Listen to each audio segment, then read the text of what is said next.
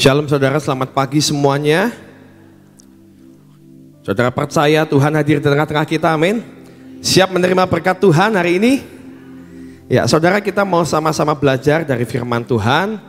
Kita mau baca dalam Matius 5 ayat 6. Ya, kita mau baca ya saudara ya, bersama-sama 2, 3.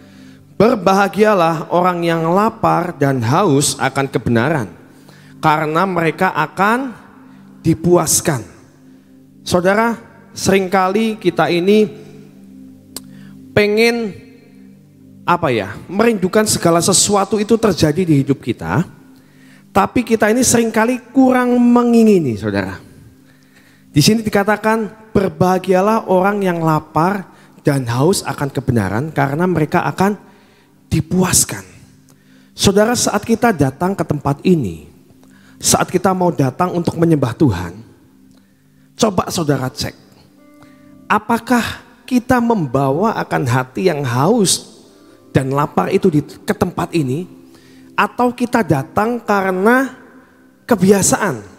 Saya ini kalau jam 7 pagi misalnya saudara, jam 7 itu saya itu harus doa, harus PW. Saya harus datang ke tempat ini, tapi karena kebiasaan saudara. Seringkali saya lihat orang udah datang ke tempat ini, mungkin ada yang saat menyembah mikirin, aduh tadi saya lupa matiin kompor, saya lagi masak nasi. Aduh ini tadi anak saya lupa bawain buku pelajaran itu, padahal kemarin si Miss sudah WA ke saya. Dan lain sebagainya. Saudara, jadi saat kita di sini menyembah, kita masing-masing ini harus ngecek diri sendiri. Coba saat tadi menyembah, saudara fokus kepada Tuhan, menyembah Tuhan, atau mungkin ada yang selintas, aduh hari ini harus bayar listrik, token udah mau habis, belum ada uang. Atau apa saudara?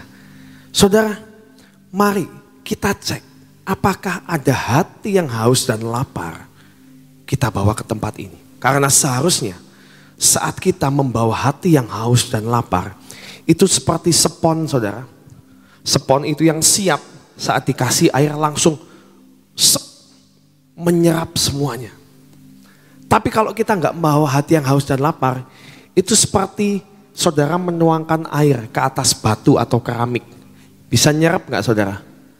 Nggak bisa. Yang ada apa? Tumpah. Mari saudara, dalam segala hal saya diingatkan Tuhan hari-hari ini, perlu kita memiliki hati yang haus dan lapar, supaya kita ini dipuaskan. Terlebih lagi, lapar dan haus akan apa? Kebenaran. Saudara, kebenaran itu siapa? Kebenaran itu adalah Yesus. Tadi kita sudah nyanyi, Yesus kau kebenaran yang menyelamatkanku. Karena apa? Firman yang keluar dari Tuhan itu adalah firman kebenaran. Seringkali saat ini nih banyak sekali yang namanya noise saudara di sekitar kita. Yang membuat kita ini, yang membuat noise itu membuat kebenaran itu seringkali ketutup saudara. Kemarin saudara, kalau saudara dengar yang di Merapi kan erupsi saudara. Diposting di WhatsApp semuanya, waduh Merapi erupsi. Terus besoknya Ibu Ina mengirim WhatsApp, Magelang tertutup. Itu Magelang sama Jogja itu kan gak terlalu jauh ya saudara. Itu yang namanya Magelang itu seperti sedang turun salju saudara. Ketutup semuanya. Sampai yang namanya cat mobil saudara, yang warnanya hitam. Kita gak bisa ngelihat ini mobil warnanya apa. Karena apa? Ketutup erupsi. Hujan abu vulkanik. Saudara, seringkali yang namanya noise itu seringkali menutup kebenaran. Kebenarannya adalah misalnya warna merah. Tapi saat ada yang namanya hujan abu vulkanik itu bisa menutupi yang namanya warna merah itu. Sehingga kita melihatnya abu-abu warnanya. Coba warnanya apa? Yang benar abu-abu, bukan. Coba singkirkan abu itu. Ternyata kebenarannya berwarna merah. Seringkali yang namanya noise itu menutupi kebenaran. Makanya saudara, kita harus setiap hari, setiap saat bahwa hati yang haus dan lapar akan kebenaran, maka kita akan dipuaskan. Saudara, ketika kita menyembah, saat kita memuji Tuhan, saat kita yang bawa yang namanya hati yang haus dan lapar, harusnya pemulihan itu langsung terjadi saat itu, saudara. Harusnya kepuasan itu langsung kita dapatkan hari itu juga. Saudara, beberapa waktu ini ada yang namanya Asbury Revival. Saudara, ada yang pernah dengar? Atau ada yang baru dengar hari ini? Paling enggak hari ini mendengar ya saudara ya. Ada yang namanya Asbury Revival. Itu adalah kegerakan yang terjadi, lawatan yang terjadi di Amerika saudara. Di kota Wilmore dekat Kentucky, daerah Kentucky. Dan itu terjadi saat di kampus saudara. Bukan di sebuah gereja, di kampus. Mereka biasa adain seperti apa ya, kalau ada ruang kapel gitu. Mereka seringkali mengadakan seminggu sekali gitu ya, untuk mahasiswanya untuk berdoa di tempat itu. Ada yang namanya ibadah kebaktian seperti biasa. Nah saudara, saat saya baca ini kegerakan ini seperti apa sih awal mulanya. Ternyata saat mereka mulai menyembah Tuhan seperti biasa, mungkin seperti PW kita setiap hari seperti ini saudara. Tiba-tiba udah selesai, udah kembali ke kelas masing-masing. Tapi saudara, ada beberapa orang, 5 atau 6 orang, mereka saat setelah ibadah selesai, mereka tetap ada di tempat itu. Dan mereka mempunyai hati yang haus dan lapar. Mereka di sananya berdoa, nyembah Tuhan. Berdoa, nyembah Tuhan. Padahal tadi sudah nyembah saudara. Mereka tadi sudah nyembah 1 jam mungkin. Tapi ada yang namanya hati yang haus dan lapar. Kalau orang haus dan lapar pengennya nambah gak sih saudara? Pengennya nambah. Kita makan lagi lapar nih. Dikasih 1 porsi. Enak. Kalau orang lapar itu kan apa yang dimakan semuanya enak. Bener gak saudara? Gak harus mahal. Bahkan gak harus enak banget. Kalau yang namanya lapar, ngelihat aduh telur dikasih kecap, aduh enak, nasinya hangat, enak banget, pengen nambah terus. Tapi kalau saudara nggak haus dan lapar, saudara dikasih makanan kepiting yang enak, mungkin suike yang enak, wah pagi-pagi nih Freddy udah ngomongin, bikin lapar aja nih, ada soto yang hangat, ada tempenya kering saudara, bergedel, dikasih kecap, dikasih jeruk nipis, waduh pagi-pagi ngomongin seperti ini. Saudara, kalau kita kenyang, gak pengen makan, dikasih makanan yang terenak pun, paling diicipin doang 1, 2, udah selesai. Tapi kalau kita punya hati yang haus dan lapar, makanan yang sepertinya sederhana biasa, saudara akan bisa menikmati itu dengan luar biasa. Dan saudara bisa menikmati, ternyata telur itu diciptakan enak banget ya. Digoreng seperti ini, enak banget. Nambah lagi, nasinya tambah lagi. Kita harus punya yang namanya hati yang haus dan lapar. Jadi haus saudara.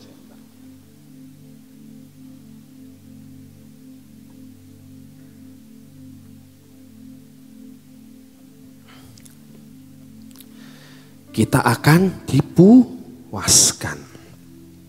Ya. Nah saudara, saat mereka mulai menyembah, saya kembali ke Asbury Revival.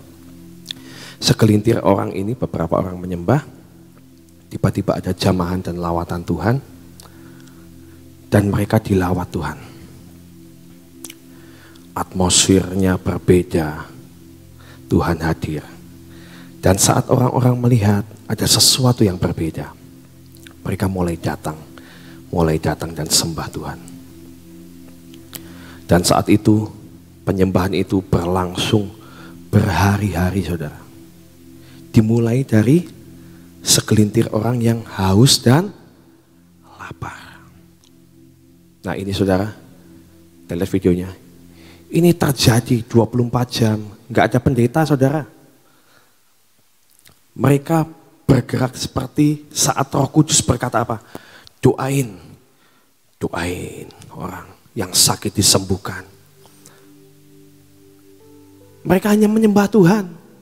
Yang khotbah ya teman-temannya sendiri. Sharing sedikit. Kita di sini kan melakukannya 24 jam ya saudara ya. Di sana berhari-hari dilakukan. Berhari-hari nggak habis-habis sampai saudara hari ini gelombang lawatan ini menyebar. Bukan cuma di Kentucky, di Wilmore, tapi sampai ke universitas-universitas yang lain. Mereka melakukan penyembahan ini dan mereka dilawat oleh Tuhan.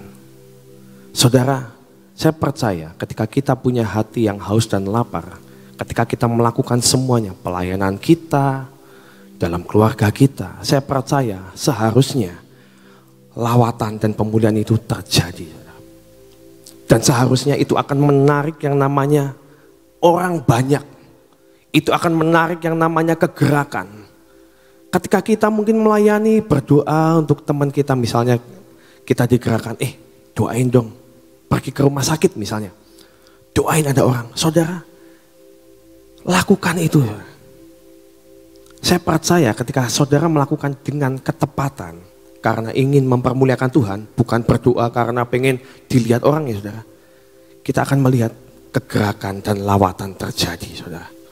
Miliki hati yang haus dan lapar. Apa sih ciri orang yang punya, orang yang haus dan lapar akan kebenaran? Yang pertama saudara, mau diintervensi oleh Tuhan, walaupun seringkali tidak masuk akal. Saudara, dalam Yohanes 16 ayat 13 ya kita baca saudara. Yohanes 16 ayat 13. Tetapi apabila ia datang, yaitu roh kebenaran, ia akan memimpin kamu ke dalam seluruh kebenaran, sebab ia tidak akan berkata-kata dari dirinya sendiri, tapi segala sesuatu yang didengarnya, itulah yang akan dikatakannya, dan ia akan memberitakan kepadamu hal-hal yang akan datang. Saat roh kebenaran itu datang, itu yang akan memimpin kita kemana kita harus bergerak. Bukannya kita hanya menantikan Tuhan yang bergerak dalam hidupku, enggak saudara. Saat Tuhan sudah menjamah akan hidup kita, roh kebenaran itu akan memimpin kita untuk kita bergerak menjadi berkat untuk orang lain. Amin saudara. Seringkali nggak masuk akal. Seringkali Tuhan mengintervensi kita itu di saat apaan sih ini. Saudara, kalau kita ingat Petrus saudara, dari seorang penjala ikan, dan dia memberikan hidupnya saat dia bertemu dengan Tuhan, bertemu dengan roh kebenaran itu sendiri. Dan saat itu Tuhan mengubahnya dari seorang penjala ikan menjadi penjala manusia.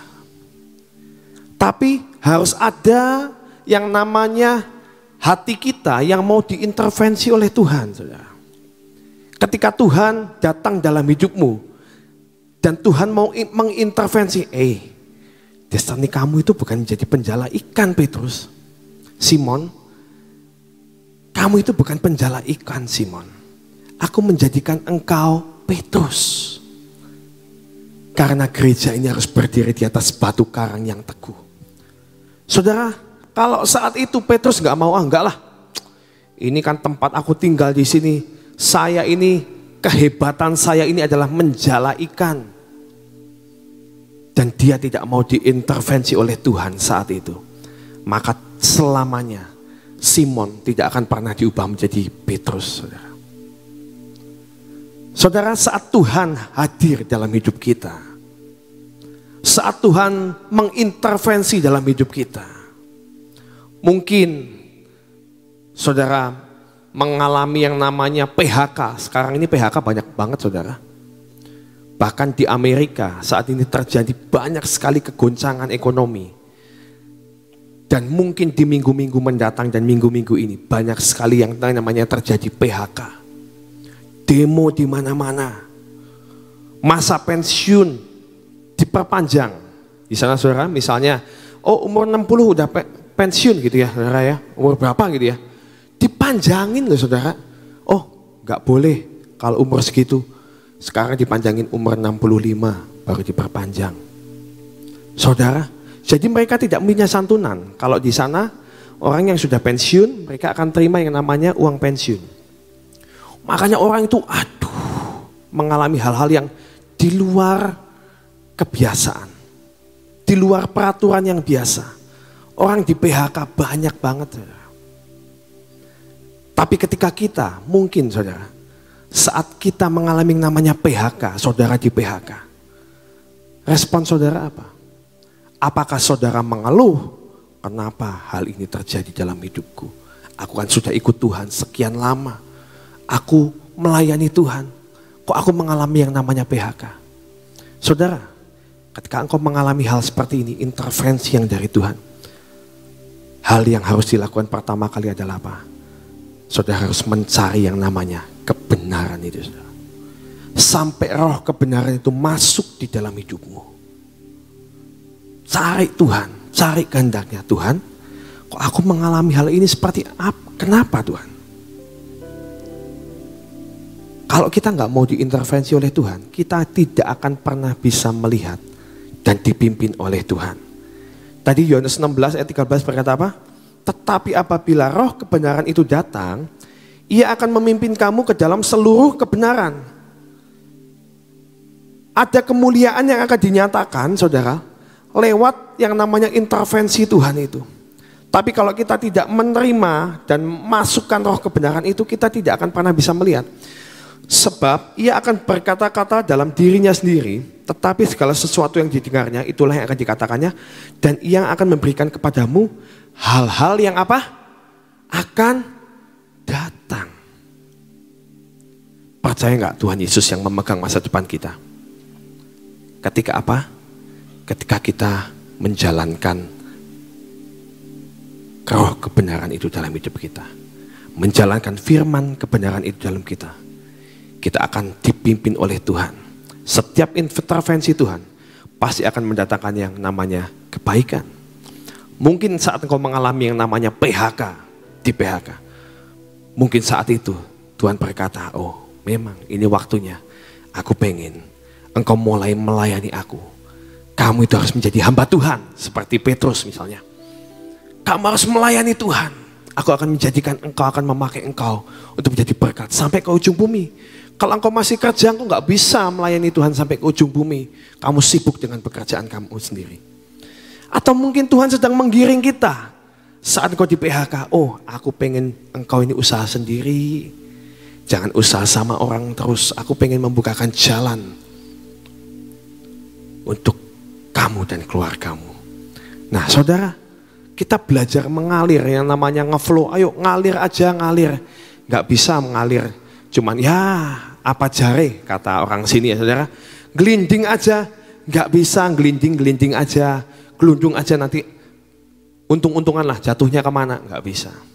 Gelindingnya dalam kebenaran. Gelindingnya dalam firman Tuhan. Nanti kita akan melihat karena Tuhan yang akan memimpin. Roh kebenaran itu yang akan memimpin. Saudara bayangkan saat Maria, dia sudah senang-senang pengen nikah, tunangan, sudah pengen nikah dengan Yusuf.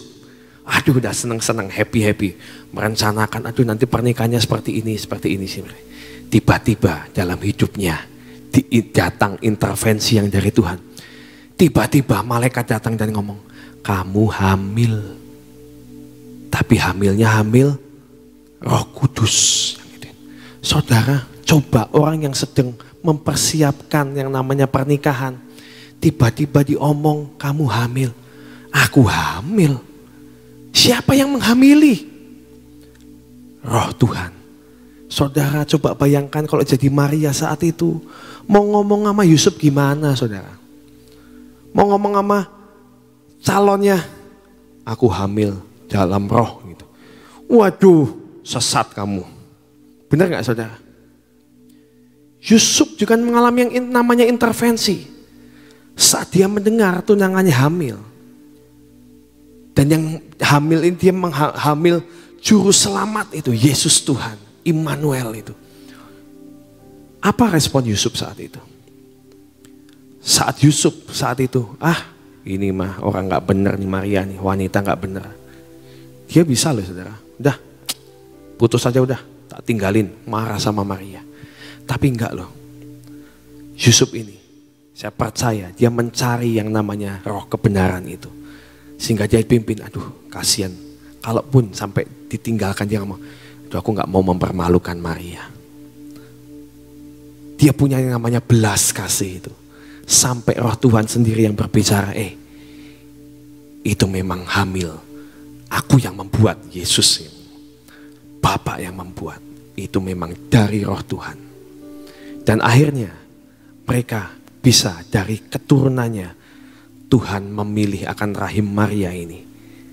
Saat dia mau diintervensi. Kalau Maria menolak, tidak akan pernah yang namanya Yesus itu keturunan dari Maria.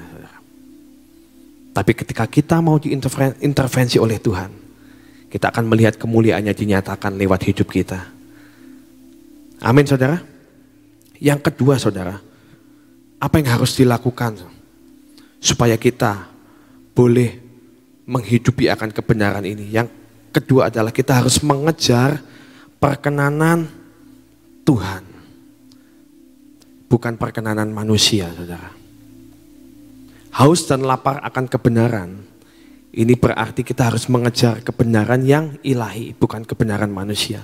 Seringkali kita ini melakukan semuanya, penyembahan di tempat ini mungkin. Setiap pelayan-pelayan yang ada di tempat ini, kamu menyembah untuk apa? Kalau kita sudah seringkali melakukan hal itu, yang ada itu kebiasaan yang keluar saudara. Kita gak mengejar Tuhan pengen apa sih hari ini. Tuhan misalnya kita mimpin lagu. Pengen apa sih Tuhan hari ini? Temanya tuh apa sih Tuhan? Saudara, saat saya memimpin lagu, seringkali ini banyak banget yang berubah saudara. Apalagi kalau PW saudara. Udah nyiapin list lagu, hari ini juga Bu Patrick kebingungan mungkin. Banyak lagu yang tiba-tiba berubah. Karena apa? Karena roh Tuhan tiba-tiba ngomong, lagu ini dinyanyikan. Saat di rumah sudah mempersiapkan ini lagu ini ya, pembuka, awal, penutup, seperti ini temanya. Tapi saat roh Tuhan bekerja, saya belajar untuk aku mau ikut apa yang Tuhan mau. Tuhan, aku nggak tahu kunci loh Tuhan. Kunci nada ini saya ini nggak ngerti ini mainnya di mana saya itu nggak hafal saudara. Tapi saya belajar Tuhan, pengen ngikut Engkau pasti semuanya baik. Percaya saudara, saat kita pengen mengejar kebenaran, kita pengen mengejar perkenanan Tuhan, bukan nanti jelek lah, nanti kalau saya rubah lagu, nanti yang main musik pas, nggak bisa. Nanti suasananya jadi kacau amburadul, udahlah. Saudara, saya belajar mencari perkenanan Tuhan aja lah. Gak apa-apa, saya percaya. Kadang musik misalnya nggak bisa ngikutin pun, saat roh Tuhan bekerja, Tuhan akan menjamah, amin. Bahkan saat orang menyanyi dengan suara yang sumbang pun, bisa dijamah oleh Tuhan. Karena apa? Bukan suaranya yang menjamah saudara. Saudara, kalau saudara dijamah oleh suara yang bagus, dengan musik yang bagus, percuma saudara. Saudara datang ke tempat ini minta yang menjamah itu siapa? Roh Tuhan. Saudara, kalau saudara dengar Bevis saudara. Bevis kan udah sering ke tempat ini ya saudara. Dia ini kalau yang namanya khotbah, apinya itu menyambar saudara. Tapi saat dia disuruh nyanyi saudara, suaranya itu fales saudara. Loh, semua aja tahu suaranya Bevis itu fales. Kadang yang ngiringin bingung. Saya mau nyanyi lagu ya seperti Rusa Rindu. Nadanya di mana? Nyanyinya kemana saudara? Tapi setiap kali saya mendengar dia menyanyi saudara, itu roh Tuhan menyambar di saya. Saya percaya saudara juga akan merasakan hal itu. Bukan suaranya yang bagus, suara sumbang sekalipun saat dia berteriak, itu hati ini yang disambar. Tuhan. Bahkan orang yang nyanyinya bagus, bisa dengan musik yang bagus, belum tentu hadirat Tuhan sekuat itu. Saudara, saat kita mengejar perkenanan Tuhan, pasti yang ajaib itu Tuhan nyatakan di tempat ini. Amin. Saat kita datang, kita menyembah Tuhan. Saudara berdoa. Matius 6 saudara, kita mau baca ya. Matius 6 saudara baca semuanya. Ini adalah peringatan-peringatan dari Tuhan bahwa kita ini jangan mengejar perkenanan manusia. Ada di sini yang namanya hal memberi sedekah, hal berdoa. Kita baca ya sekilas saudara ya. Matius 6 ayat 1. Ingatlah, jangan kamu melakukan kewajiban agamamu di hadapan orang, supaya dilihat mereka, karena jika demikian kamu tidak beroleh upah dari Bapamu yang di surga. Hendaklah, kalau kamu memberi sedekah ini ya, hendaklah sedekah itu diberikan dengan tersembunyi. Maka Bapamu yang melihat yang tersembunyi akan membalas kepadamu. Baik dalam hal memberikan yang persembahan secara fisik misalnya saudara, memberikan uang misalnya. Jangan yang ini loh aku yang sudah memberikan, sudah menyumbang gereja ini. Saya sudah memberikan tuh, lihat tuh. Dari mana itu? Saya yang nyumbang loh itu loh. Misalnya. LED itu dari mana? Saya yang nyumbang loh. Saudara, kita akan mendapat apa-apa. Kejar yang dari Tuhan. Jangan perkenanan manusia. Perkenanan Tuhan. Hal sedekah, hal berdoa. Selanjutnya ayat 6. Tetapi kalau engkau berdoa, masuk ke kamarmu, tutup pintu. Berdoalah kepada Bapamu yang di tempat tersembunyi. Maka Bapamu yang melihat yang tersembunyi akan membalas kepadamu. Dikatakan yang tersembunyi lagi loh saudara. Bukan yang ditunjukin. Nih loh, aku udah berdoa seperti orang Farisi. Datang tiap hari supaya dilihat orang. Oh, berarti dia adalah orang kudus gitu. Belum tentu saudara. Seringkali yang gitu banyak kudisnya saudara. Tapi kalau engkau berdoa di tempat tersembunyi, kau cari wajah Tuhan, maka Tuhan akan berkenan. Dan Yesus katakan, Tuhan akan menjumpai engkau. Selanjutnya saudara, saat engkau berpuasa, tetapi apabila engkau berpuasa, minyakilah kepalamu dan cucilah mukamu. Suruh pakai minyak rambut saudara, kalau yang cowok ya saudara ya, suruh pakai minyak rambut klimis. Nggak kelihatan kayak bangun tidur, cuci muka, segera. Sampai orang tuh nggak bisa ngelihat kamu tuh lagi puasa. Jangan lihat kalau lagi puasa, kamu kenapa nggak makan? Iya, puasa, biasa puasa. Itu namanya pengen dihargai orang saudara. Kalau saudara, kamu lagi puasa, enggak, lagi diet aja. Kamu makan aja, lagi diet aja. Itu luar biasa loh saudara. Karena seringkali kalau kita lagi makan ya, lagi makan enak, ayo makan. Oh gua gak makan lah, kenapa? Lagi puasa, kita yang makan juga jadi rada gak enak nih saudara. Aduh kok aku gak puasa ya. Jadi merasa tertuduh ya saudara ya. Enggak. Tapi kalau kamu berpuasa, orang itu jangan sampai kelihatan kamu itu berpuasa. Upahmu itu besar. Saat kau berdoa dan berpuasa, saya percaya saat kita melakukan hal seperti itu, Tuhan melihat yang tersembunyi. Jangan pengen dilihat orang. Kejar perkenanan Tuhan. Saat kau melayani Tuhan, jangan pengen dilihat, wah hebat ya kamu ya sudah melayani ke penjara-penjara. Kamu sudah melayani ke sekolah-sekolah. Jangan itu sudah. Lakukan dengan tersembunyi. Dan minta Tuhan menyembunyikan kita. Biar Tuhan yang berjalan di depan, Tuhan yang kelihatan. Saat kita bekerja, saat kita melayani, biar Tuhan yang berjalan di depan kita. Minta Tuhan sembunyikan aku di bawah kayu salibmu. Biar Tuhan yang dipermuliakan lewat hidup kita. Amin saudara. Haus dan lapar itu harus kita punyai. Saya percaya ketika kita yang ada di tempat ini bersatu hati, punya hati yang haus dan lapar akan Tuhan untuk menyembah Tuhan, melayani Tuhan. Saya percaya tempat ini akan penuh dengan kemuliaan Tuhan. Jiwa-jiwa akan datang, orang akan datang dan dipulihkan, disembuhkan. Dan nama Tuhan dipermuliakan. Amin saudara. Amin. Mari kita mau berdoa. Bapa, kami ucap syukur buat firman-Mu hari ini. Engkau sudah mengingatkan untuk kami harus punya hati yang haus dan lapar akan Engkau Tuhan. mengejar akan kebenaran firman-Mu. Bukan mengejar perkenanan manusia.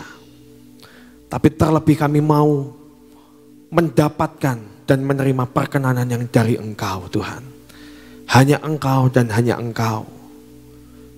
Kami rindu Tuhan, biar Engkau yang menjamah melawat setiap kami. Jemaat yang streaming saat ini juga Tuhan, Engkau dengar setiap seru doa mereka.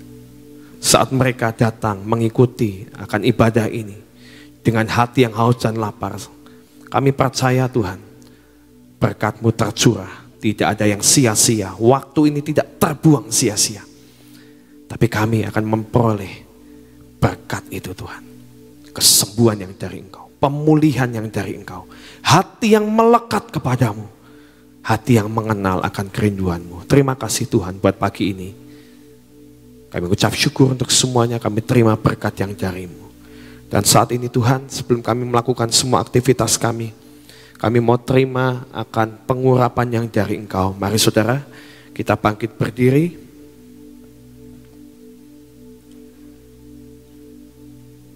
Tuhan, kami tidak dapat melakukan semuanya di luar Engkau. Kami perlu Engkau, kami perlu pengurapan yang dari-Mu Tuhan. Kami mau angkat minyak ini di hadapan-Mu Tuhan. Engkau yang berkati, Engkau yang urapi. Dan kami percaya saat ini Engkau sendiri yang mengurapi akan hidup kami. Menjamin akan hidup kami di dalam nama Tuhan Yesus. Urapi pikiran kami Tuhan. Yang seringkali melenceng. Tidak mengikuti pikiran kebenaran-Mu. Tapi seringkali kami memperhatikan noise. Bersihkan setiap pikiran kami Tuhan. Tundukkan di dalam pikiran Kristus. Biar mata kami ini melihat seperti yang Kau lihat dan Kau mau untuk kami lihat. Buat telinga ini dengar-dengaran akan firman kebenaran-Mu Tuhan. Biar mulut ini hanya memperkatakan firman yang dari Engkau. Bukan dari hati atau keinginan kami pribadi. Biar hati kami terus melekat kepadamu Tuhan, mengerti akan kerinduan-Mu. Ampuni setiap kesalahan kami, kedegilan kami. Seringkali kami tidak mengejar perkenanan-Mu, tapi mengejar perkenanan manusia. Ampuni Tuhan, tutup setiap celah dalam hidup kami. Jadikan kami berkenan di hadapan-Mu. Urapi akan tangan kami Tuhan.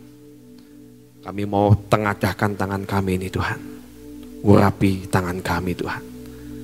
Sehingga apa yang kami kerjakan, pekerjaan hari ini menjadi berhasil. Apa yang kami sentuh Tuhan, menjadi besar di dalam nama Yesus. Pelayanan kami, pekerjaan kami, keluarga kami. Kami berdoa Tuhan. Biar tangan ini, dari tangan ini, boleh keluar berkat yang memberkati akan banyak orang. Dalam nama Yesus, Kau berkati akan kaki kami ini Tuhan. Berikan kekuatan untuk kami boleh melangkah kemanapun Kau suruh untuk kami pergi Tuhan. Buat kami berkata ya, karena perkenanan-Mu yang kami kejar. Terima kasih Tuhan. Terima kasih Tuhan. Kami terima berkat-Mu secara utuh pagi ini. Di dalam nama Tuhan Yesus Kristus, semua yang sudah menerima berkat yang dari Tuhan katakan, amin. Selamat pagi, Tuhan memberkati.